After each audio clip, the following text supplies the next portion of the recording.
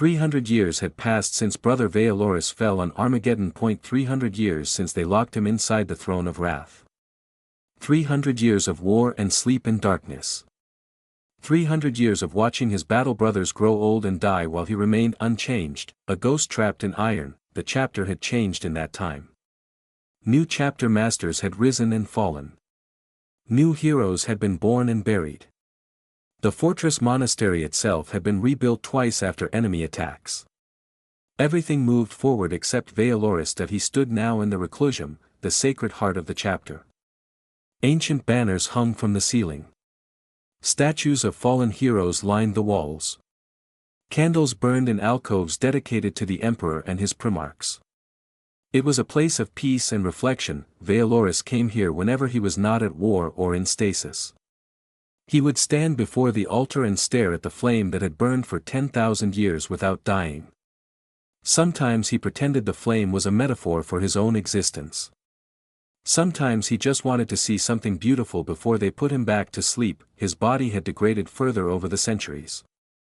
The tech priests had replaced several of his organic components with mechanical substitutes. His heart was artificial now. His lungs were synthetic filters. Only his brain remained fully organic, the seat of consciousness that made him more than just a battle automaton, but even the brain was failing. The apothecaries had noted signs of decay in his neural tissue. They estimated he had perhaps 2,000 years of service left. Maybe 3,000 with aggressive intervention. 2,000 years.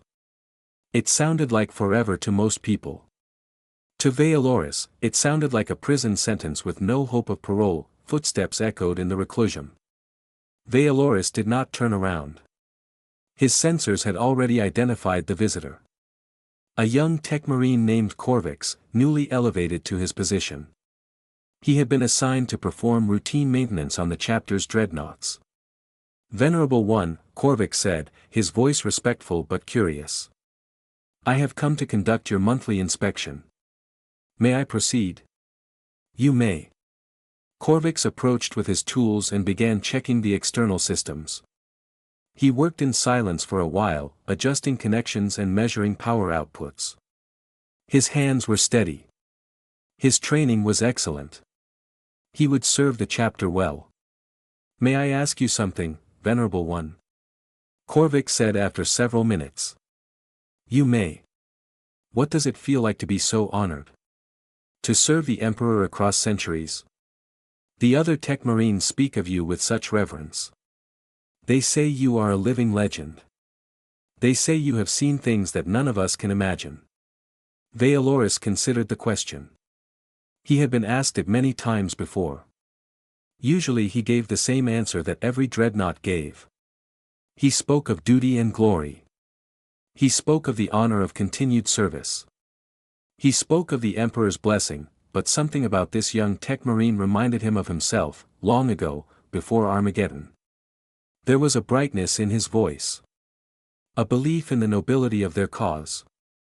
An innocence that centuries of war had not yet destroyed. Valorous decided to tell the truth. There is no honor in this existence, he said. His voice ground through ancient speakers like stone scraping against metal. There is only duty. And duty is a cold thing when you have been performing it for 300 years. Corvix stopped working. Venerable One. You ask what it feels like. Let me tell you. Valorous turned slowly to face the young marine. Between battles, they put me in stasis. They tell me I will sleep without dreams. But sometimes I wake inside the sleep. I am conscious but I cannot move. I cannot speak. I cannot signal that I am aware. I simply exist in absolute darkness, counting seconds that stretch into eternities. The color drained from Corvix's face. I did not know. No one knows. Because we do not tell them. What would be the point? The chapter needs its dreadnoughts. The Imperium needs its living weapons. Our suffering is irrelevant compared to the wars that must be fought. Corvix stood in stunned silence. His tools hung forgotten in his hands. Valorous continued. I feel phantom sensations from limbs that rotted away 2 centuries ago. I remember what it was like to eat and drink and sleep normally. I remember what it felt like to touch another person with hands that could actually feel. These memories torture me because I know I will never experience any of them again. Then why? Corvix whispered. Why do you continue to serve? If the existence is so terrible, why not simply refuse to fight? Why not let yourself be destroyed? It was the question Vealoris had asked himself 10,000 times.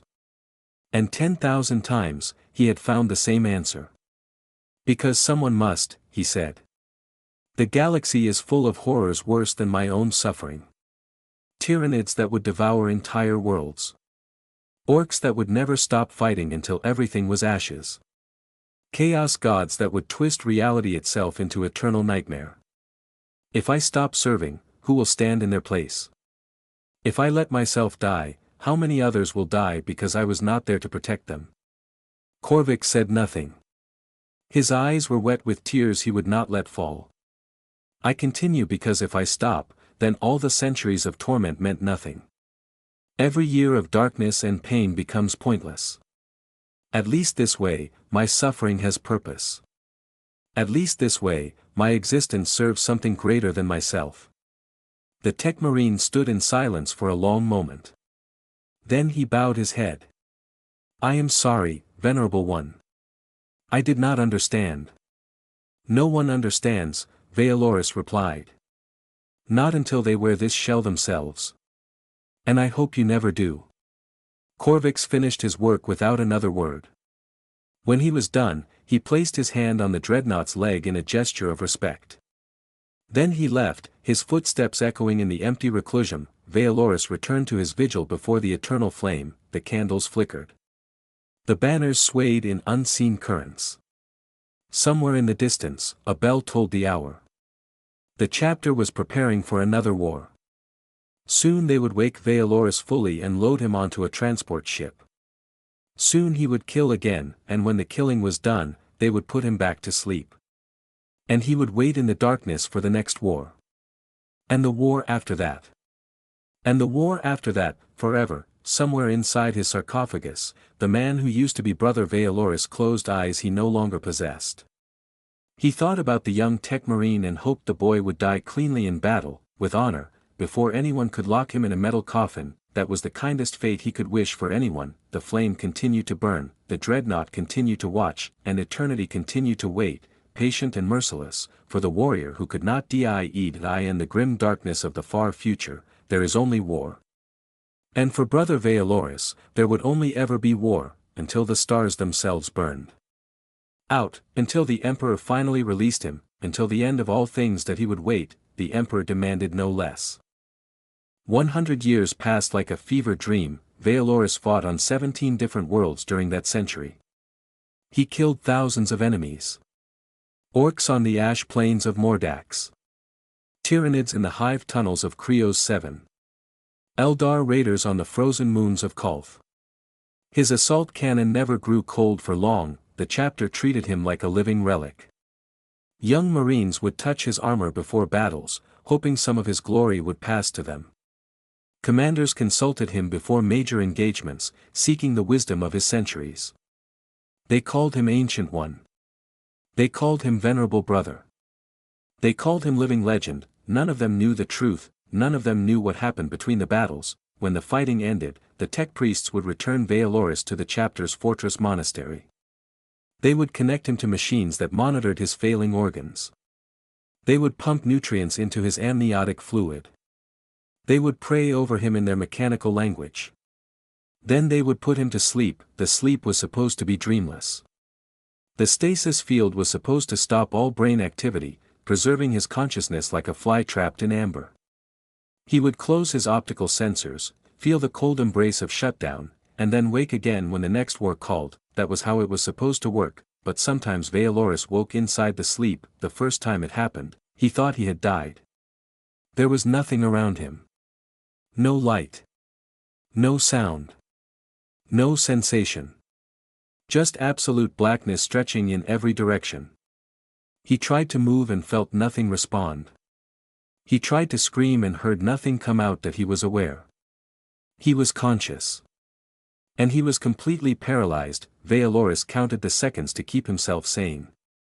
1 second. 2 seconds. 10 seconds. 100. 1,000.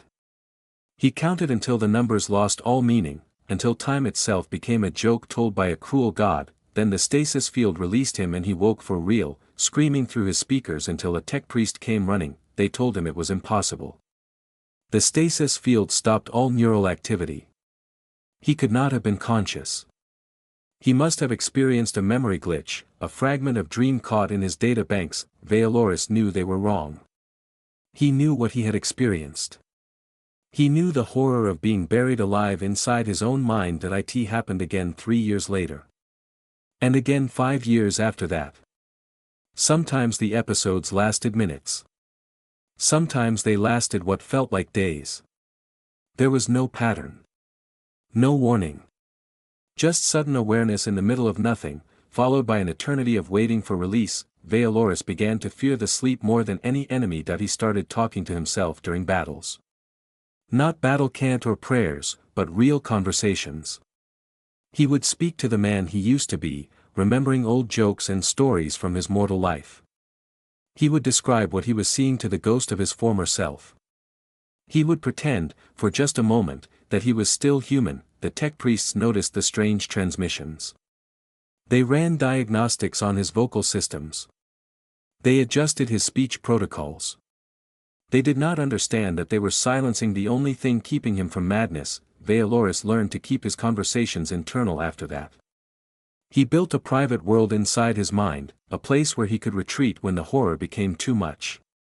In that world, he still had hands. He still had a face. He could walk through gardens and feel the sun on his skin, but even that refuge could not protect him from what came next. The campaign on Typhon Primaris began like any other war. Chaos forces had taken the planet. The Ultramarines were sent to reclaim it. Vealoris was woken from his sleep and loaded onto a transport ship alongside his brothers. The enemy was the Black Legion. Traitor Marines who had turned their backs on the Emperor 10,000 years ago. They served the dark gods of chaos now, their souls twisted beyond recognition. Vealoris had fought chaos before. He knew their tricks. He knew their lies. He thought nothing could surprise him anymore. That he was wrong. The battle for Hive Primus was brutal. The Black Legion had fortified the city with walls of corpses and towers of bone. Demons walked alongside the traitors, creatures of nightmare made real. The streets ran red with blood from both sides. Vealoris led the assault on the central fortress. His power fist tore through barricades. His assault cannon mowed down everything in his path. For a moment, he felt something almost like joy. This was what he was built for. This was his purpose. Then he heard a voice on the Vox channel. A voice he recognized. Brother Vealoris. Is that you inside that metal coffin? Vealoris froze. The voice belonged to Kalen. His old squad brother. His friend. The one who had disappeared 30 years ago during a mission behind enemy lines. Everyone had assumed he was dead, but there he stood on the battlements above. His armor was black now instead of blue. The symbols of chaos covered his flesh. His eyes glowed with unnatural light. Kalen was alive. And he had betrayed everything they had ever believed in. I can see you in there, old friend, Kalen said through the Vox. I can see the prison they have locked you in. Tell me, does the Emperor's loyal dog enjoy his cage? Something broke inside Vealoris. 100 years of trapped rage and hidden despair came flooding to the surface. He had suffered in silence for so long. He had kept his pain hidden from everyone. And now here was a traitor, mocking the nightmare that had consumed his existence. Vealoris raised his assault cannon and fired at the battlements. But Kalen was already gone, laughing as he disappeared into the fortress. For the first time in a century, Vealoris felt something other than despair. That he felt pure, burning hatred, and he would not stop until Kalen paid for every second of torment he had endured. The pursuit began at midnight and did not stop until dawn. Vealoris tore through the ruins of Hive Primus like a force of nature. He ignored the tactical commands screaming through his vox. He ignored the calls from his battle brothers asking where he was going. He ignored everything except the trail of destruction that Kalen left behind. The traitor was fast. He moved through the collapsing city like a shadow, always one step ahead. Every time Vealoris thought he had cornered him, Kalen would slip through a crack in the rubble or vanish into a hidden tunnel, but Vealoris did not tire. He did not need to rest. He did not need to stop. His machine body could march for days without pause. And his hatred had become fuel that burned brighter than any plasma reactor. Near dawn, Kalen made a mistake.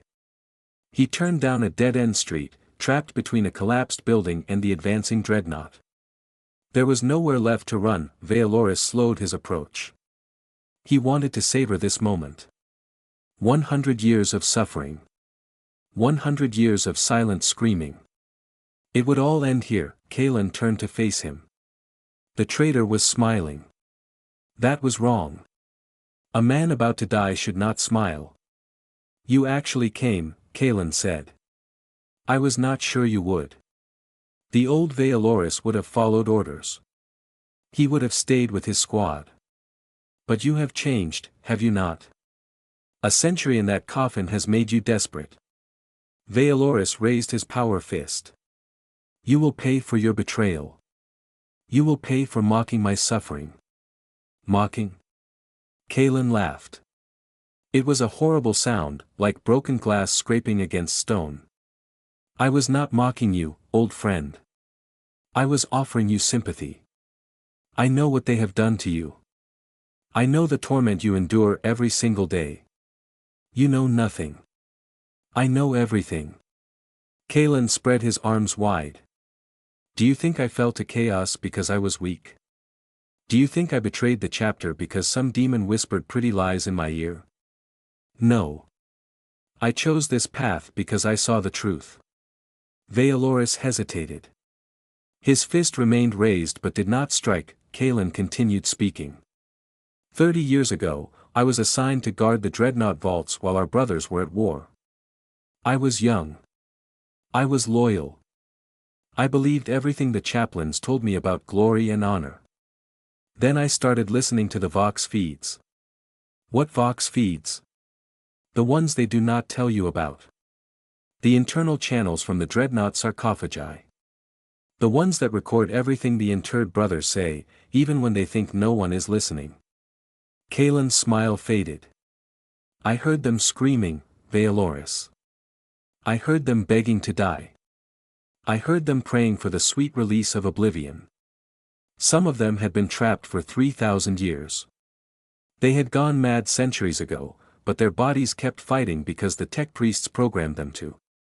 Vealoris felt something cold crawl through what remained of his organic mind. You are lying. Am I?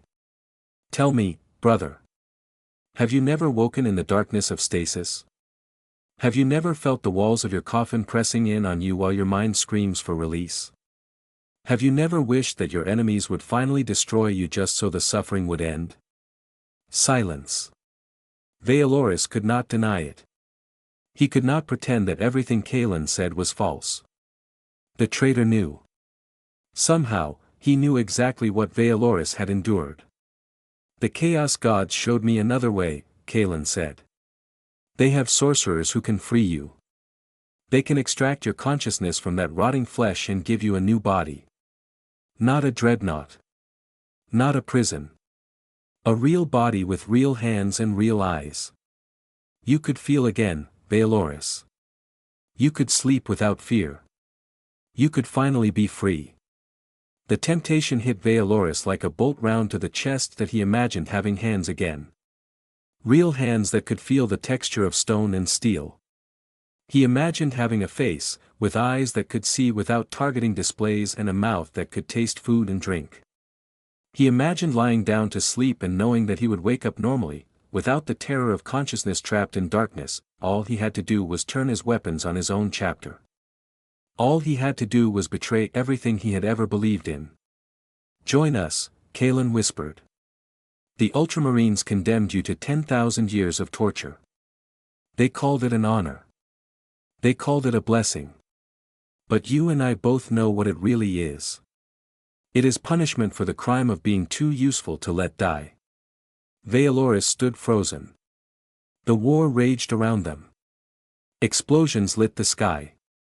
Brothers died on both sides. And here, in this dead-end street, the fate of an ancient soul hung in the balance that he thought about the young Marines who had fought beside him on Armageddon. He remembered their faces, bright with hope and faith.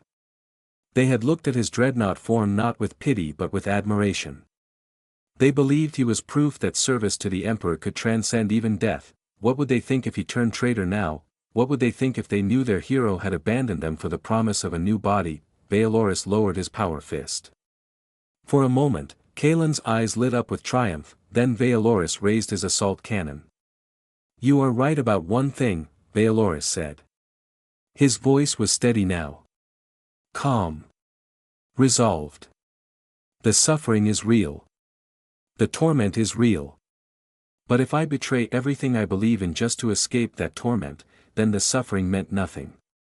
Every century of pain becomes pointless. Kaelin's smile vanished. You fool. You will beg for chaos before another millennium passes. You will curse yourself for refusing this gift. Perhaps, Vealoris replied. But I will curse myself as a loyal servant of the Emperor. And you will curse no one at all. The assault cannon roared. Kaelin tried to run, but there was nowhere to go. The hail of shells tore through his corrupted armor and ripped his body apart. He died screaming, calling on his dark gods to save him. They did not answer. When it was over, Vealoris stood alone in the street. The dawn sun was rising over the ruined city. Birds that had somehow survived the war began to sing. Vealoris felt nothing. Not triumph. Not relief. Not even satisfaction that he had made his choice. He would continue to serve. He would continue to suffer, and somewhere deep inside his sarcophagus, the man who used to be Brother Vealoris wondered if Kaelin had been right all along. The nightmares never stopped. In the darkness between consciousness and death, Vealoris dreamed of things that made no sense. He saw himself running through fields of golden wheat under a blue sky. He saw faces of brothers long dead, calling his name. He saw the Emperor himself, sitting on the golden throne, weeping tears of blood. Then he would feel cold metal pressing against his flesh, and the dreams would shatter like glass. Time lost all meaning. Days might have passed. Weeks. Years. Vealoris had no way to know. He existed in fragments, brief moments of awareness followed by endless nothing. Sometimes he heard the chanting of tech priests. Sometimes he felt vibrations as machines worked on whatever was left of his body. Sometimes there was only silence. Then one day, he woke up completely. Light flooded his vision. Not natural light, but the cold glow of targeting displays and data streams. Numbers and symbols scrolled across his sight. He blinked, trying to clear his eyes, and realized with horror that he no longer had eyes to blink, that he was seeing through cameras. Vealoris tried to raise his hand to his face. Something moved in response, but it was not a hand. It was a massive metal fist, large enough to crush a man's skull like an egg. The fist moved when he willed it to move. It was connected to him somehow, responding to his thoughts, but it was not his. A servitor stood nearby, a half-human creature with mechanical arms and dead eyes. It was adjusting some cables on the floor. Vealoris reached toward it without meaning to, and the giant fist closed around its body. The servitor did not scream. It simply stopped existing, crushed into paste and broken metal. Vealoris stared at what he had done. He had not meant to kill it. He had only wanted to touch something, to feel something real. But he could not feel anything. The massive fingers of his new body sent no sensations to his brain. There was only pressure data and structural readings that he was a machine now. A weapon wearing the corpse of a man. Footsteps approached. A chaplain entered the chamber, his skull-faced helmet gleaming in the low light. Behind him came two tech priests, their red robes dragging across the floor. Brother Vealoris, the chaplain said. His voice was warm but firm. Welcome back to the service of the Emperor. You have been chosen for the greatest honor a space marine can receive. You have been reborn as a dreadnought. Vealoris tried to speak. His voice came out as a grinding mechanical roar, distorted by ancient speakers. What have you done to me? We have saved you, the chaplain replied. Your body was destroyed on Armageddon, but your mind survived. Your gene seed remained pure. You were too valuable to lose. So we placed you in the sarcophagus of the throne of wrath. You will fight for the Emperor for millennia to come. Millennia. The word echoed in the hollow space where Vealoris's heart used to be. He looked down at himself. His new body was massive, standing 4 meters tall. His legs were thick columns of adamantium. His left arm ended in a power fist capable of tearing through fortress walls. His right arm carried an assault cannon that could fire hundreds of rounds per minute. Across his chest, the symbol of the Ultramarines had been painted in blue and gold. He was a walking tank. A mobile weapon platform. And somewhere inside this mountain of metal, floating in a coffin of amniotic fluid, was what remained of his organic body. A torso without limbs. A head without a face. Lungs that could not breathe on their own. A heart that pumped only because machines forced it to. I want to see myself, Vealoris said. The chaplain hesitated. Brother, that is not wise. What you are no longer matters. What you are now is what serves the Emperor. Show me. The tech priests looked at each other. Then one of them pressed a button on a control panel. A section of the chamber wall slid open, revealing a mirror made of polished metal. Vealoris turned to face his reflection. The thing that looked back at him was a monster. A hunched titan of war, covered in battle honors and purity seals. Golden eagles decorated its shoulders. Sacred text covered every surface. The symbol of the Inquisition marked its chest plate, showing that this machine had served alongside the Emperor's most feared agents. There was no face. Only a flat metal plate where a head should be, dotted with camera lenses and sensor arrays. The optical units glowed red in the dim light, like the eyes of some ancient demon. This was him now. This was what he had become. How long? Vealoris asked. His voice was barely a whisper through the speakers. How long must I serve like this? The chaplain placed a hand on the dreadnought's leg. It was meant to be comforting. Vealoris felt nothing. Until your biological components fail completely, the chaplain said. With proper maintenance, that could take 10,000 years. 10,000 years. 100 centuries. An eternity of metal and war and darkness. Vealoris said nothing. There was nothing to say. The chaplain began speaking of duty and honor and the glory of serving the Emperor. He spoke of the battles that awaited, the enemies that needed killing, the worlds that needed saving. He spoke of the chapter's pride in their newest dreadnought. Vealoris heard none of it. He was looking at his reflection, at the machine that had swallowed him whole, at the prison that would hold him for longer than civilizations would last. Outside the chamber, he could hear the sounds of celebration. His brothers were cheering.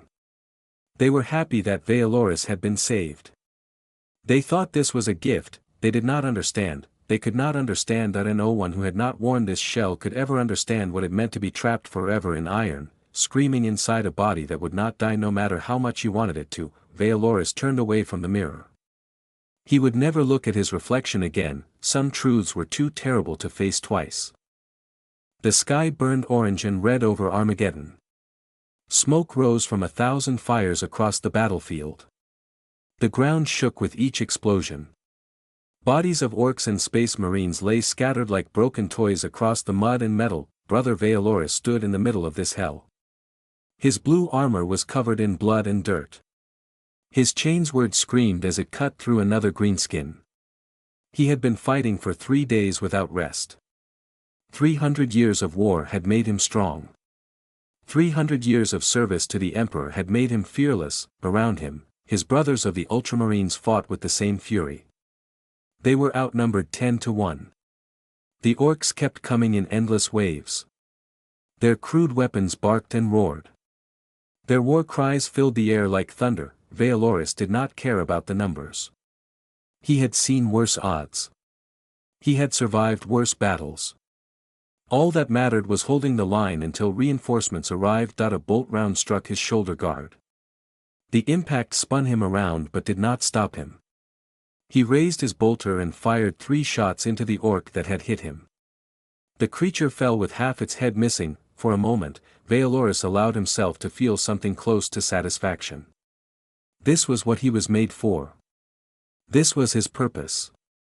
To fight the enemies of mankind until his body could fight no more. He did not see the warboss approaching from his left side. The massive orc stood 3 meters tall. Its body was covered in crude metal plates bolted directly to its flesh. In its right hand it carried a power claw, a weapon that could tear through tank armor like paper. By the time Vealoris heard the heavy footsteps, it was too late. The power claw caught him across the chest. He felt his ribs shatter. He felt his lungs collapse. He felt things inside him tear and break in ways that should have killed him instantly, but Space Marines do not die easily. Vealoris fell to his knees. Blood poured from the massive wound in his torso. He could see his own organs through the torn ceramite of his armor. The pain was beyond anything he had ever experienced. Yet even now, his training kept him conscious. He looked up at the warboss towering over him. The creature was grinning with its yellow tusks. It raised the power claw for a killing blow. Vealoris smiled behind his helmet. Death had finally come for him. After 3 centuries of war, he would finally rest. He would stand before the Emperor and know that his duty was complete. The power claw began to descend, then a bright light filled his vision and everything went black. When awareness returned, Vealoris found himself in darkness. Complete and total darkness. He could not see. He could not move. He could not feel his arms or legs. He tried to speak but no sound came out. Panic gripped him. Was this death? Was this what waited for the faithful after their service ended? An eternity of nothing. Then he heard voices. Distant at first, then growing clearer. The gene seed is intact. Brain function is stable. He is a perfect candidate. Prepare the sarcophagus. Inform the chapter master. Another hero will walk again. Vealoris did not understand these words. His mind was foggy from blood loss and trauma. But somewhere deep inside, a cold feeling began to grow. Something was wrong. He tried to move again. Nothing responded. He tried to scream. Silence. The voices continued talking about him as if he were not there. They spoke of honor and glory. They spoke of eternal service. They spoke of the Dreadnought. The word hit Vealoris like a physical blow. Dreadnought. He knew what that meant. Every Space Marine knew, when a warrior was too damaged to survive but too valuable to let die, the chapter could place his remains in a Dreadnought. A walking tomb of metal and weapons. A prison that would keep him alive for thousands of years, forced to fight battle after battle with no hope of true death. He had seen Dreadnoughts in battle. He had respected them. He had pitied them. He had prayed that he would never become one. Now that prayer had been denied, Vealoris tried one more time to cry out. He wanted to tell them to let him die. He wanted to beg them to give him peace. He had earned his rest.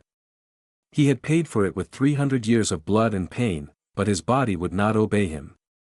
Whatever remained of his physical form was broken beyond repair. He was trapped inside his own skull, a prisoner in flesh that no longer worked. A new voice spoke. It was mechanical and cold. A tech priest. Begin the extraction. We will prepare the Dreadnought chassis designated Throne of Wrath. It has served 7 brothers before him. Now it will serve an 8th. 7 brothers. 7 souls had been trapped in that metal shell before him. 7 warriors had lived and suffered and eventually failed inside that walking coffin. Now Vealoris would join them. He felt something pierce what was left of his spine. A needle perhaps, or a tube. Cold liquid began flowing into him. His thoughts grew heavy. The last thing he heard before unconsciousness claimed him was the tech priest speaking again. Sleep now, brother. When you wake, you will be reborn in iron. You will be a weapon of the Imperium for 10,000 years. 10,000 years, the words echoed in the darkness as Vealoris fell into a sleep deeper than death. His final thought before oblivion was a simple one, that he had not asked for this honor. He had not wanted this glory.